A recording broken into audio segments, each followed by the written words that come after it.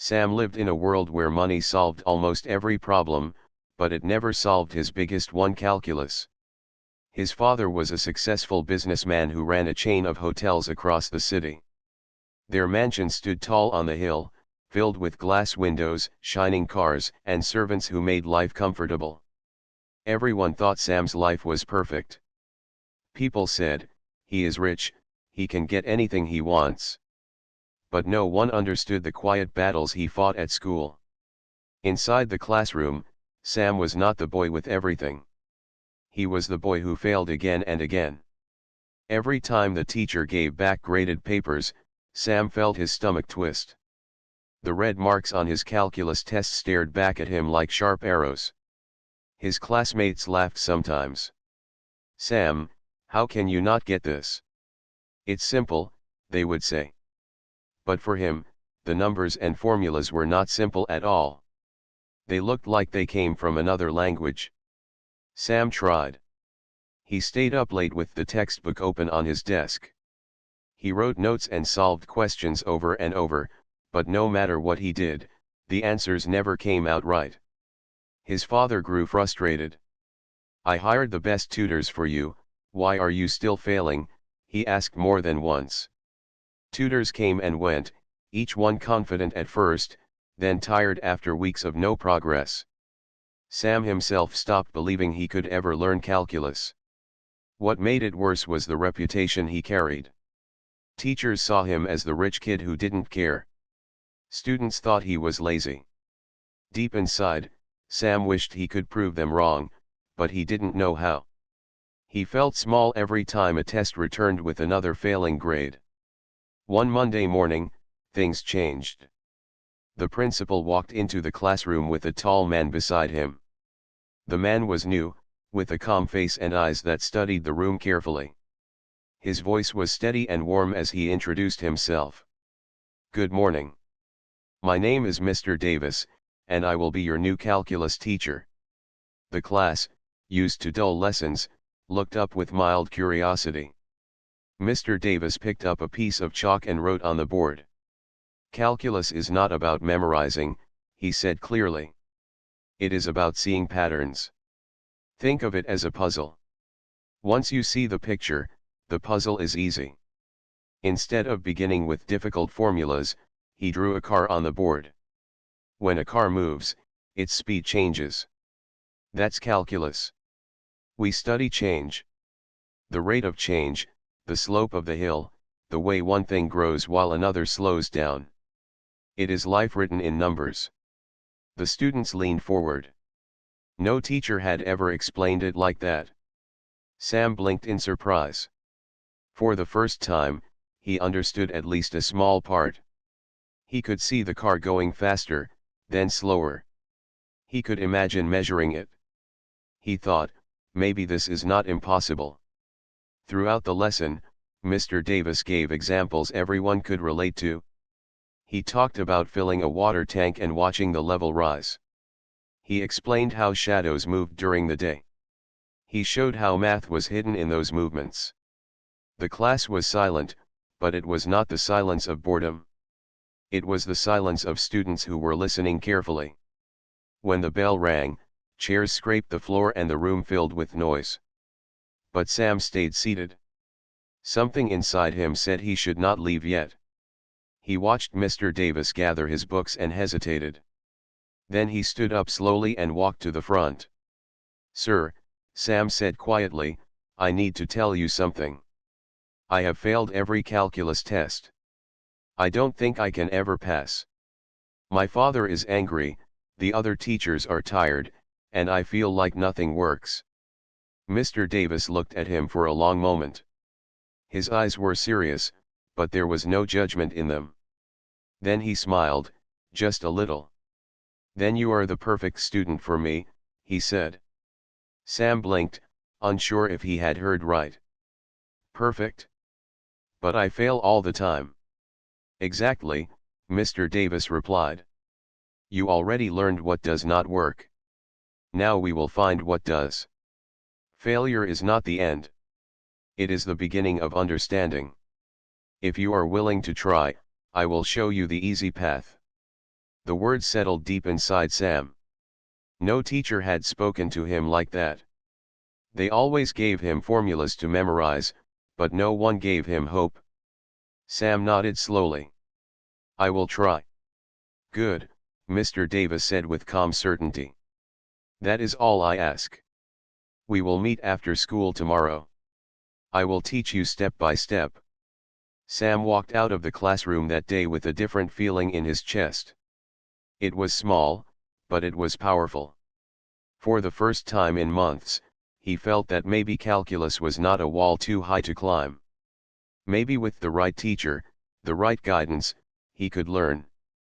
And as he left the building, he realized that what Mr. Davis gave him was not just a lesson in math. It was the beginning of something more important: belief in himself. The next day after school, Sam walked into the quiet classroom where Mr. Davis waited.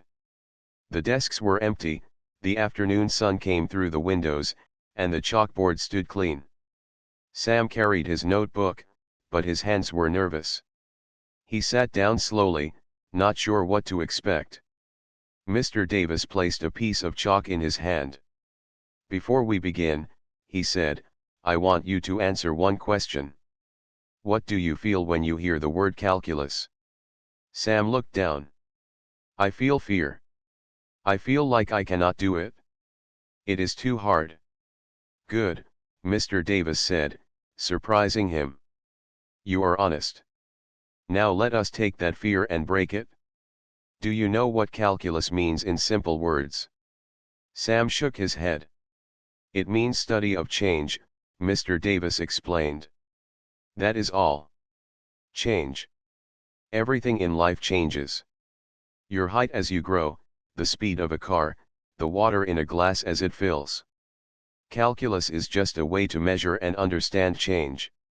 He drew a simple line on the board. Then he drew a hill. "Imagine you are walking up this hill. At some places it is steep, at other places it is gentle.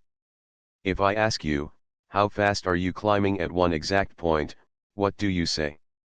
Sam frowned. "I do not know." "That is calculus," Mr. Davis said. "It helps us find the answer. The slope of the hill tells us the speed at that point. We call that derivative." Sam nodded slowly. For the first time, the word derivative sounded less frightening. "Now let us practice," Mr. Davis continued. He wrote a simple equation, y equals x superscript 2.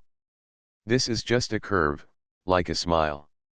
If we want to know how steep it is at one point, calculus gives us a tool. We use a formula: derivative of x superscript 2 is 2x. That is the slope. Do you see how it works? Sam repeated it softly. Derivative of x superscript 2 is 2x. Correct, Mr. Davis said. Now try this. If x equals 3, what is the slope? Sam thought. It will be 2 times 3, so 6. Excellent, Mr. Davis said with a smile. See, you just solved your first calculus problem. Sam blinked. His chest lifted a little. He had solved it? Not by guessing, not by memorizing, but by understanding. Mr. Davis then gave him more simple examples. They were not hard, and each one was connected to real life. He spoke of cars moving, balls falling, rivers flowing.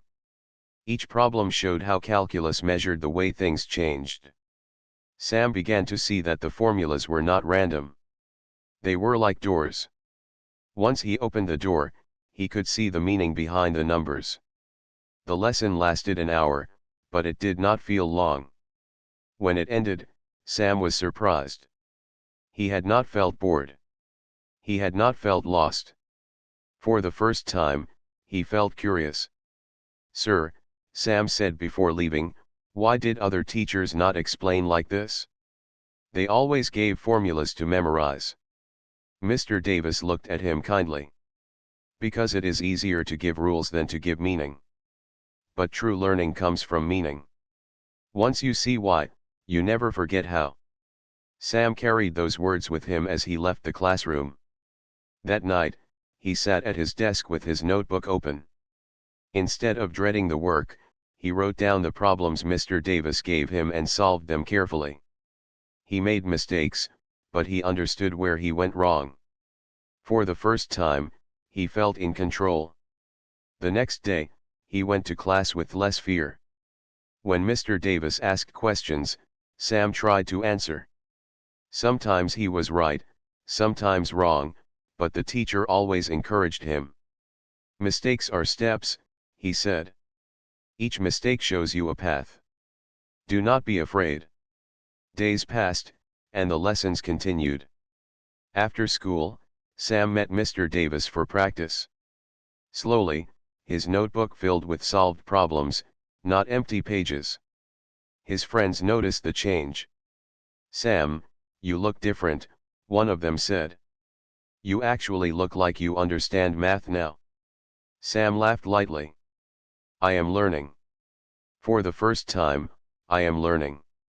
At home, his father raised an eyebrow when he saw him studying. "Is this new teacher making a difference?" Sam nodded with a small smile. "Yes, father.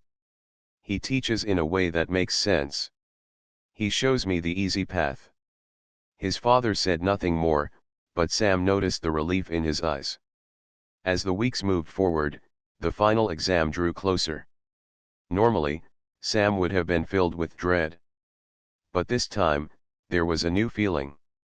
It was not full confidence, but it was not fear either. It was hope.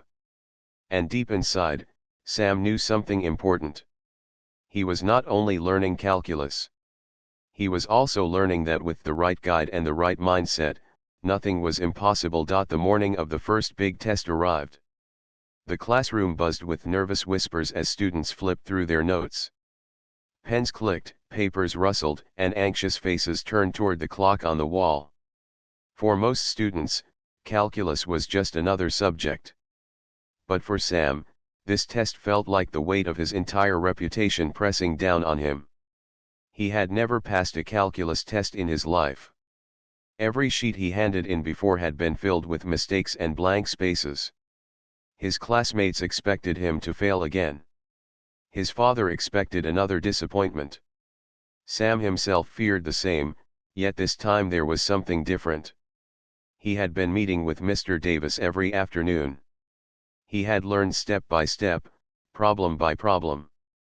He had practiced the easy formulas that revealed the patterns. He had seen success on his own notebook pages. Still, the moment the teacher began handing out test papers, Sam's hands trembled. The white sheet landed on his desk, and his heart pounded. He took a deep breath and remembered Mr. Davis's words. "Do not fear the question. See the pattern. Trust what you learned." He picked up his pen and began reading the first problem. It was about a ball thrown into the air. The question asked for the speed at a certain moment. Weeks ago, Sam would have panicked, not knowing what to do. But now he saw the connection. The problem was just an equation of motion. All he needed was the derivative. Slowly, he wrote it out. His pen moved with care. He solved it. The answer looked correct. Sam's heart lifted a little. He turned to the second problem. It asked about the slope of a curve. Again, the memory of Mr. Davis drawing a hill came back to him. He smiled faintly and solved it step by step. By the third question, his fear was melting. By the fourth, his hands stopped shaking. For the first time, he was not lost. He was working with calm focus. The classroom was silent except for the scratching of pens. Some students bit their nails, some tapped their feet. Sam, however, was in a new place. He was no longer the boy staring blankly at a page. He was the boy solving problems one after another. After an hour, the bell rang. The test was over. Papers were collected, and chairs scraped as students left. Sam sat still for a moment, staring at his finished paper. Every question had an answer. He had never done that before. When he left the classroom, His friends looked at him curiously. "So, did you fail again?" one of them asked with a smirk. Sam did not snap back. He only said, "I tried my best. We will see." Inside, however, he felt something he had not felt in years. He felt proud. The next few days passed slowly. Sam kept up his lessons with Mr. Davis, but his mind often returned to the test. He wondered if his answers were truly correct or if he had made silly mistakes. Yet each time doubt crept in, he reminded himself of how clear the problems had seemed. Finally, the day came when the teacher walked in with graded test papers. The air in the classroom grew tense. Everyone waited to hear their scores. The teacher called out names, handing back papers one by one. When Sam's name was spoken, his heart jumped. He took the paper in shaking hands. His eyes went straight to the top corner where the grade was written. It was not a failing grade. It was not even close. For the first time, Sam had passed. He stared at the number, unable to breathe for a moment. A passing score. Proof that he could do it. His chest swelled, and his face grew warm. He wanted to shout, but instead he pressed his lips together, holding the joy inside. His classmates noticed. Some looked surprised. One whispered, "Did he really pass?" Another muttered, "Impossible." But the truth was on the page. Sam raised his head and searched for Mr. Davis. The teacher was standing near the board, watching quietly. Their eyes met, and Mr. Davis gave a small nod. No big gesture, no loud praise, just a nod that said, "I knew you could." That small nod meant more to Sam than any trophy. When school ended, Sam ran out of the building with a light step. At home, he placed the paper on the table in front of his father. His father picked it up, looked at the score, and raised his eyebrows. "You passed," his father said, almost in disbelief. "Yes," Sam answered softly. The older man nodded slowly. "Good. Keep it up." It was not a loud celebration, but Sam did not need one. The pride in his father's eyes was enough. That night, Sam lay in bed thinking about the journey so far. A month ago, he had been ready to give up.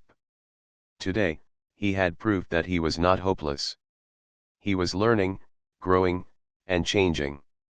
He realized something else too. Calculus was not just teaching him math. It was teaching him life. Problems that looked impossible could be solved with patience, practice, and the right guide. Failure was not permanent. It was only the first step toward success. As sleep came over him, Sam whispered to himself, "This is only the beginning." After his first passing score, Sam felt a wave of pride he had never known before. He walked into school with his head a little higher, no longer hiding when teachers handed out papers. For years, he had been the boy everyone whispered about, the boy who always failed calculus. But now, the whispers were changing. Some students were surprised, some curious, and a few even jealous. Sam did not care about their opinions anymore. What mattered was that he was finally moving forward. Still, passing one test did not mean the journey was over. It was only the start. A week later, Mr. Davis gave the class harder problems. The questions were not about simple slopes or basic curves anymore. They were about real applications, problems that mixed formulas with situations. One question described the flow of water in a tank, another asked about the growth of a tree, and another was about predicting speed over time. As Sam read through the problems, his confidence wavered. The numbers seemed larger, the equations longer. Fear whispered inside him again, telling him this was too much. Mr. Davis noticed the worry on his face. After class, he called Sam over. "You are doing well," he said. "But now the road becomes steeper. Do not be afraid of the bigger problems. Remember, they are built from the same small steps you already know." Sam nodded, though doubt remained. That evening, during their after-school lesson, Mr. Davis wrote a new equation on the board. It looked complicated, with several terms and powers. Sam's head spun just looking at it. "This is how life looks sometimes," Mr. Davis said. "Messy. Complicated. But the secret is to break it down. Do not try to swallow the whole problem at once. Take it step by step. Each part is simple on its own. Together, they form the answer." He guided Sam through the problem slowly. First, they simplified. Then they applied the formula. Finally, they put the parts together. At the end, the equation that had looked frightening turned into a clear solution. Sam exhaled in relief. So it is not impossible. Just many small steps. Exactly, Mr. Davis said with a smile. That is the lesson not only in math, but in life. Any great challenge can be solved if you break it down. Over the next days, Sam practiced these new problems. They were harder, yes, but each time he applied what he learned, the fog cleared. His notebook filled with solved examples. Sometimes he got stuck, but instead of giving up, he remembered Mr. Davis's advice: take it one step at a time. Slowly, carefully, he found his way.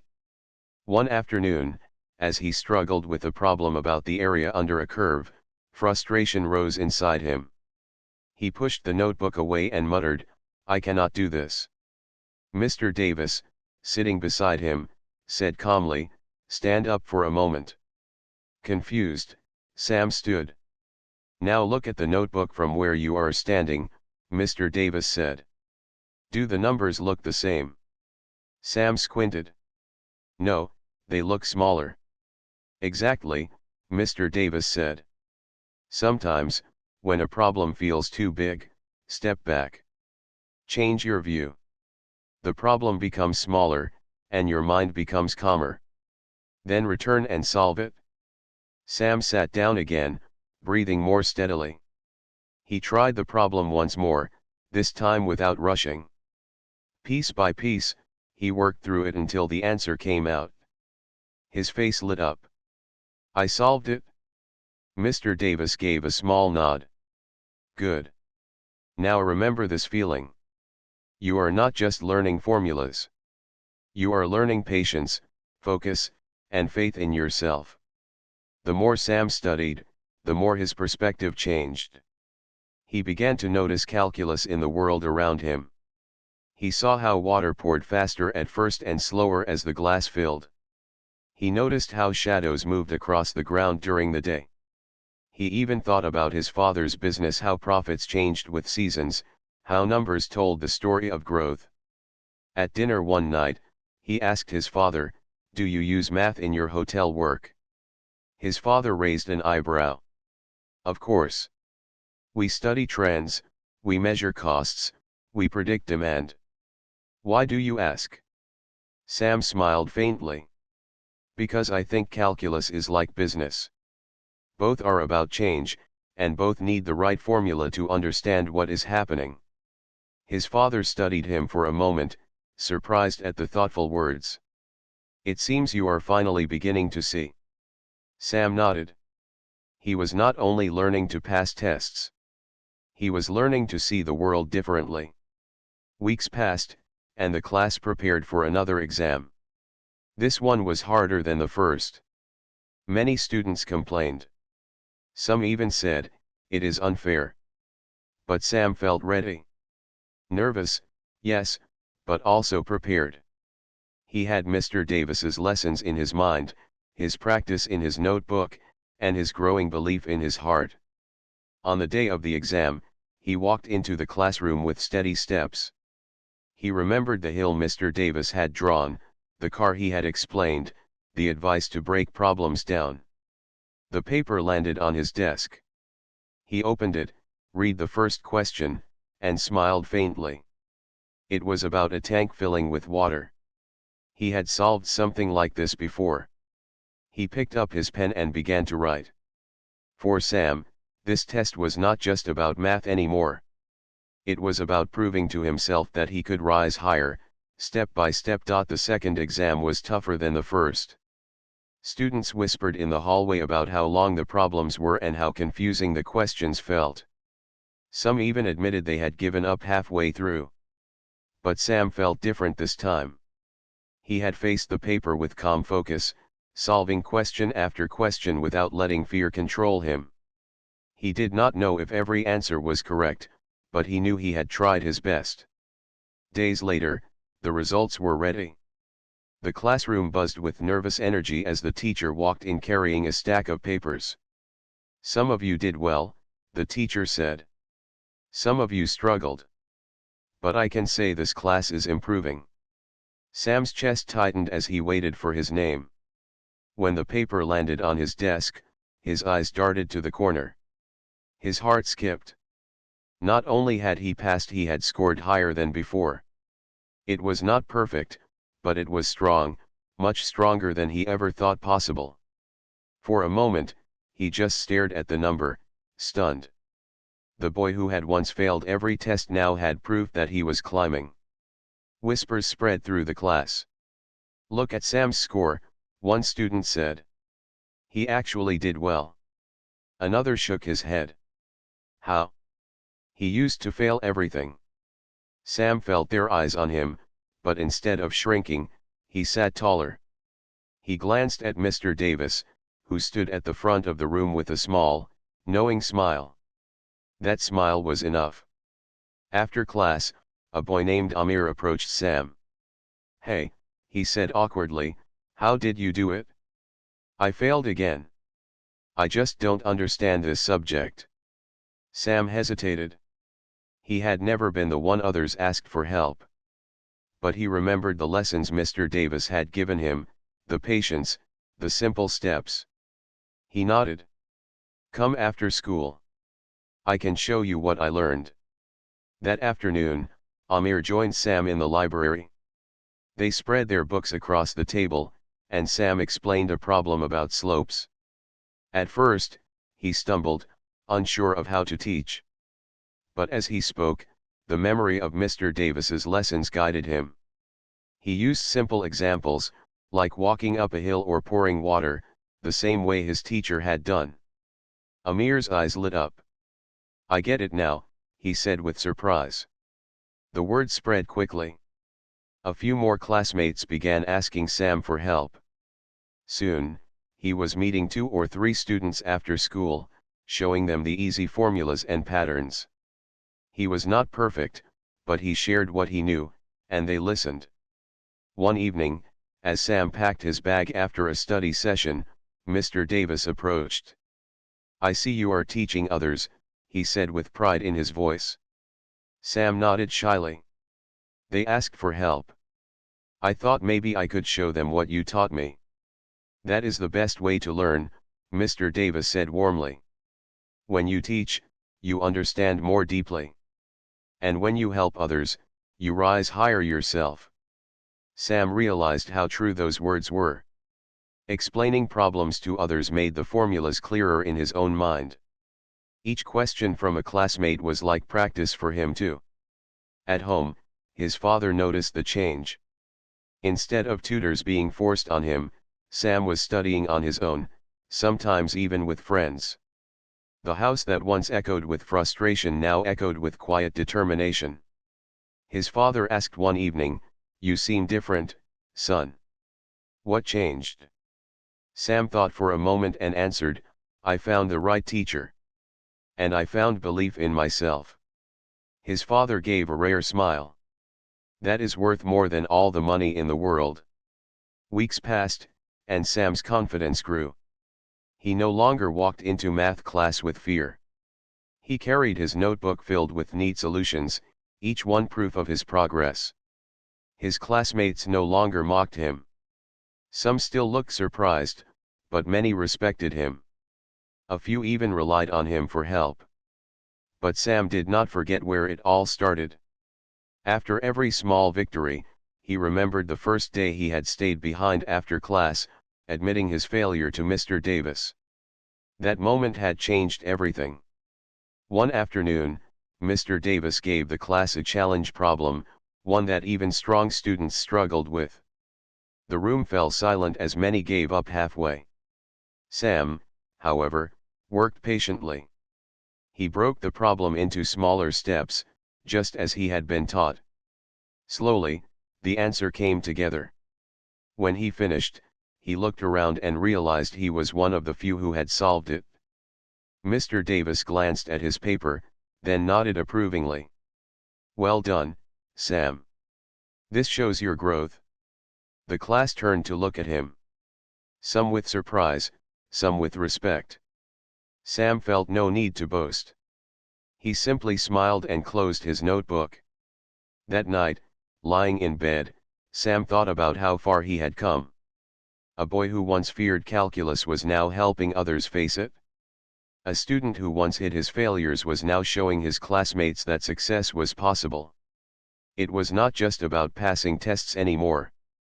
It was about transformation. And deep in his heart, Sam knew this was only the turning point.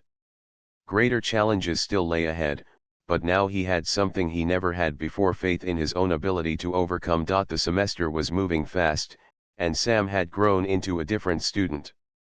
His classmates no longer laughed when he walked into calculus class.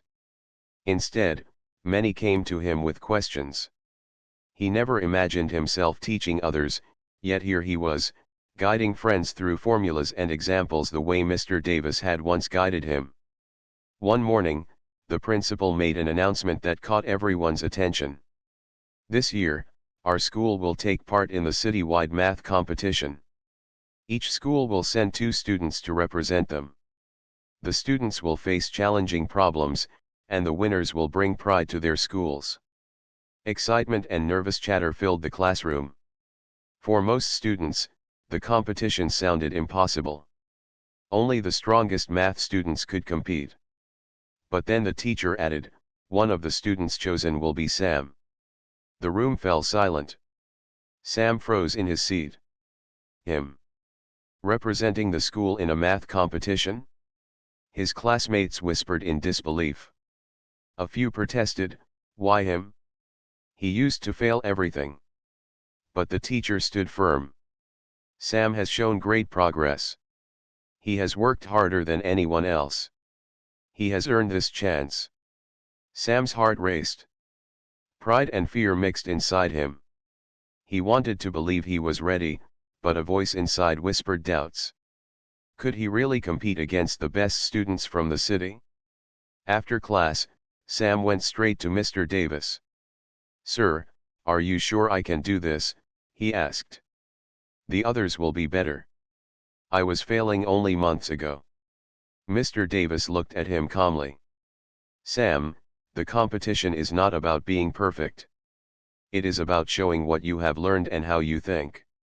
Remember, you are not the same boy who once gave up. You are stronger now." Sam nodded, though his nerves remained. The days leading up to the competition were filled with long practice sessions. Mr. Davis gave Sam harder and harder problems, pushing him beyond what he thought possible. Some questions took hours, but he kept working. When he grew tired, he remembered the advice to break problems into smaller steps. When he grew frustrated, he took a breath and tried again. Slowly, he began solving even the most difficult challenges. At the same time, Sam balanced his own studies with helping classmates. Teaching others reminded him of the simple foundations. It kept his skills sharp and his confidence steady. Amir, the classmate he had first helped, often stayed with him late into the evening, practicing problems side by side. "You will do great," Amir said one night. "You showed me that calculus is not impossible. Imagine what you will show at the competition." Finally, the day arrived. The competition was held in a large hall with banners from many schools. Rows of desks were arranged neatly, each with paper and pencils ready. Students from across the city filled the room, some looking confident, others nervous. Sam sat at his desk, his heart pounding. When the first problem appeared on the screen, Sam stared at it carefully. It looked complex, with equations stretching across the page. For a brief moment, the old fear returned. His hands trembled. But then he remembered Mr. Davis's steady voice. Do not fear the question. See the pattern. He took a deep breath, broke the problem into smaller parts, and began. Step by step, the answer formed. When he finished, relief washed over him. One by one, the questions came. Some were about slopes, others about areas, some even about real-world problems like predicting population growth or calculating speed. Each time, Sam worked slowly and carefully. He did not rush. He did not panic. He trusted what he had practiced. Hours passed. At last, the competition ended. Students set down their pens, exhausted. Sam leaned back in his chair, unsure of how he had done. Some answers felt right, others uncertain. But he knew one thing: he had given his best. The results were announced on stage. The hall filled with claps and cheers as names were read aloud. When the announcer reached the second place, it was a student from another school. Then the announcer said, "And the first place goes to Sam, from Hillcrest High." For a moment, the world went silent. Sam blinked, not believing his ears. His classmates who had come to watch erupted in cheers. Amir shouted his name. Sam walked to the stage slowly, his heart thundering in his chest. The trophy was placed in his hands, shining under the lights. He looked into the crowd and saw Mr. Davis standing with calm pride. Their eyes met, and once again, Mr. Davis gave that small nod. The same nod he had given the day Sam first passed a test. It meant more than any words. Sam returned to his seat, holding the trophy. He was not just a boy who had once failed. He was now the boy who had risen, who had faced fear and proven to himself what was possible. That evening, when he showed the trophy to his father, the older man's eyes softened. "I always believed you could succeed," he said quietly. "But you had to believe it yourself. Now you do." Sam smiled. He understood something deep. The real prize was not the trophy. It was the journey, the lessons, and the strength he had gained. After the city-wide competition, Sam's name spread across the school. Students who once mocked him now greeted him with respect. Teachers who doubted him spoke proudly of his success. Even younger students looked at him as someone to admire. Sam had not only won a trophy, he had changed the way people saw him. But Sam knew his journey was not over. He carried the memory of his failures as a reminder of how far he had come. He wanted to make sure no other student felt the hopelessness he once felt. The principal called him to the office one morning. "Sam," the principal said, smiling, "your victory has given hope to our entire school. We want you to lead a study group for students struggling with math. We believe you can guide them the way Mr. Davis guided you." At first, Sam was nervous. Leading a study group meant responsibility. But then he remembered the words of his teacher, "Teaching makes your own learning stronger." He agreed, knowing it was a chance to give back. Soon, every afternoon, Sam gathered with a group of students in the library. At first, some came reluctantly, expecting boredom. But Sam taught in the same way Mr. Davis had taught him, with patience, stories, and simple steps. He reminded them not to fear mistakes, for mistakes were signs of learning. Slowly, the group grew larger. Even students who once laughed at him now sat across the table, asking for help. Amir remained by his side, supporting him. Together, they made the group lively, solving problems like puzzles instead of chores. The library, once quiet, now buzzed with energy. Students who had given up on math began raising their grades. The change surprised even the teachers. One day, after a long session, a younger boy came up to Sam and whispered, "I used to think I was dumb. But now I understand things I never thought I could. Thank you." Those words touched Sam more than any trophy. He realized the true value of his journey was not only in his success, but in lifting others. Meanwhile, Sam's relationship with Mr. Davis grew stronger. The teacher became more than a guide, he was a mentor and a friend. They often stayed after school, discussing not just math, but life. Mr. Davis shared his own struggles from the past, how people had once doubted him too. His calm wisdom inspired Sam to believe even more in perseverance. One afternoon, while they were leaving the classroom, Mr. Davis placed a hand on Sam's shoulder. "You are no longer only my student. You are now a leader. Promise me you will keep using what you have learned, not just in math, but in life." "I promise," Sam replied firmly. At home, things also changed. Sam's father began to look at him with pride instead of worry. The house no longer felt tense over grades and failures. Instead, it was filled with encouragement. His father often told neighbors about his son's victory, not in a boastful way, but with gratitude. Time passed quickly, and soon the school held its award ceremony. Sam was invited on stage once again, but this time, it was not for a competition. The principal announced, "We honor Sam not only for his achievements but for his service to his fellow students. He has shown what hard work and guidance can do." The applause was louder than ever. As Sam stood on stage, he thought of the boy he once was, the boy who sat in the back of the class, hiding from the teacher's eyes, afraid of every test. Now, that boy felt like a distant memory. After the ceremony, many parents approached him, thanking him for helping their children. One mother even said, "You gave my son hope. He wanted to quit math, but now he says he enjoys it." Sam smiled politely, but inside, he felt deep happiness. He knew he was part of something greater than himself. In the weeks that followed, Sam began to think about the future. He realized math was not just a subject, it had become a part of his life. He dreamed of studying further, maybe even teaching one day, just like Mr. Davis. The idea of becoming a teacher no longer sounded strange. It sounded right. One evening, as the sun set, Sam sat with Amir on the school steps. "Do you remember how it all started?" Amir asked. "Yes," Sam said with a smile. "It started when I failed again and again. But maybe those failures were not the end. They were the beginning." Amir laughed softly. "Strange how life works. You failed, then learned, and now you teach others. That is a real success." Sam nodded. He looked up at the sky, the colors of the sunset mixing together.